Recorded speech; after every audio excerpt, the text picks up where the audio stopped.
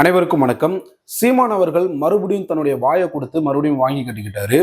உங்க எல்லாருக்குமே நல்லா தெரியும், உலர்றதுல நல்ல மன்னன் யார் அப்படின்னு பாத்தீங்கன்னா அந்த சீமான் தான். ஒரே நேரத்துல ரெண்டு விதமான உருட்டுகளை ஒரே நேரத்துல உருட்டக்கூடிய ஒரு திறமை மிக்க நபர் தான் அவரு. இவர் தொடர்ந்து இப்ப சமீப காலமா பாத்தீங்கன்னா தொடர்ந்து விஜய் அவர்கள் வம்பிழுத்துக்கிட்டே இருக்காரு.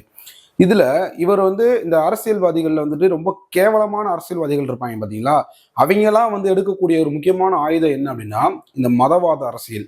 இந்த மதத்தை வச்சு ஒரு அரசியலை கட்டமைக்கிறது, அதை வச்சு மக்களை குழப்புறது. அப்படிதான் இந்த ஆள் என்ன பண்ணியிருக்காரு, விஜய் அவர்களுக்கு இந்த கிறிஸ்தவன், நீங்க கிறிஸ்தவர்களாவே இருக்கீங்க, நீங்க அவரை கிறிஸ்தவர் நினைச்சீங்கன்னா கிறிஸ்தவர்களா விஜய்க்கு ஓட்டு போடுங்க, தமிழனா நினைச்சீங்கன்னா தமிழனா இருந்தீங்கன்னா எனக்கு ஓட்டு போடுங்க அப்படின்ற மாதிரி பேசியிருக்காரு. நீங்கள் கிறிஸ்தவர்கள் என்று உங்களை உணர்வீர்களே ஆனால், எண்ணுவீர்களே ஆனால் எனக்கு வாக்கு செலுத்தாதீர்கள்.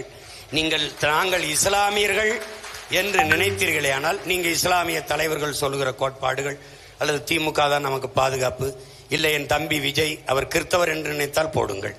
நீங்கள் தமிழர்கள் என்று நினைத்தால், இந்த மகன் தமிழ் மகன் என்று நினைத்தால் நீங்கள் எனக்கு போடுங்கள். நான் என்ன சொல்றேன், ஆரம்ப காலத்துல இதே சீமான் தான் என்ன சொன்னார்னா, அரசியல் மதத்தை கலக்கக்கூடாது அப்படின்னு பேசின இவரே அதுக்கு அடுத்து கொஞ்ச நாள்லயே பாத்தீங்கன்னா இந்த கிறிஸ்தவர்கள் முஸ்லீம்லாம் சாத்தானின் பிள்ளைகள், நீங்க டிஎம்கே கூட்டு போட்டீங்கன்னு சொல்லிட்டு மதத்தை வச்சுதான் ஒரு விமர்சனம் பண்ணாரு. விமர்சனம் பண்ண மறுநாளே நான் தெரியாம சொல்லிட்டேன், அப்படி அந்த அர்த்தத்துல சொல்ல இந்த அர்த்தத்துல சொல்லன்ட்டு உருட்ட ஆரம்பிச்சாரு. இப்படி தொடர்ந்து மதத்தை ஒரு கட்டத்துக்கு மேல ஒருத்தவங்களை பிடிக்கல அப்படின்றப்போ ஒரு கட்டத்துக்கு மேல மதத்தை வச்சு அவங்கள முறியடிக்கலாம் அப்படின்ற ஒரு டெக்னிக்கை இந்த சீமான் அவர்கள் கடைபிடிக்கிறாரு அப்படின்னு சொல்லலாம்.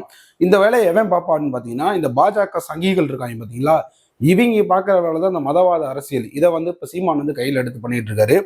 இவர் பண்ணா பரவாயில்ல, இவர் கீழே இருக்காங்க பாருங்க, இந்த கட்சியில இந்த ட்விட்டர்ல எல்லாம் எழுதுறானுங்க பாத்தீங்களா தம்பிகள், இவங்க ஃபுல்லா என்ன பண்றாங்கன்னா விஜய் அவர்கள் ஜோசப் விஜய்ன்னு சொல்லிட்டு தான் எல்லா இடத்துலயுமே மென்ஷன் பண்றாங்க. ஏன் அப்படின்னா இவர் கிறிஸ்தவர் அப்படின்றத மென்ஷன் பண்ணணுமா, மக்களுக்கு தெரியப்படுத்தணுமா. அவர் கிறிஸ்தவரா இருக்கட்டும், இஸ்லாமியரா இருக்கட்டும், ஹிந்துவா இருக்கட்டும், அப்படிலாம் நாங்க பார்க்கல. எங்களை பொறுத்த வரைக்கும் எங்களுக்கு தளபதி அவரு, சரியா. உங்களை மாதிரி சாக்கடைகள் எல்லாம் சுத்தம் பண்ண வந்த ஒரு தூய்மையாளர், அவர் தூய்மை பணியாளர் மாதிரி. அவர் அரசியலின் தூய்மை பணியாளர் தான் விஜய். உங்களை மாதிரி சாக்கடைகள் எல்லாம் கிளீன் பண்ண வந்தவர்.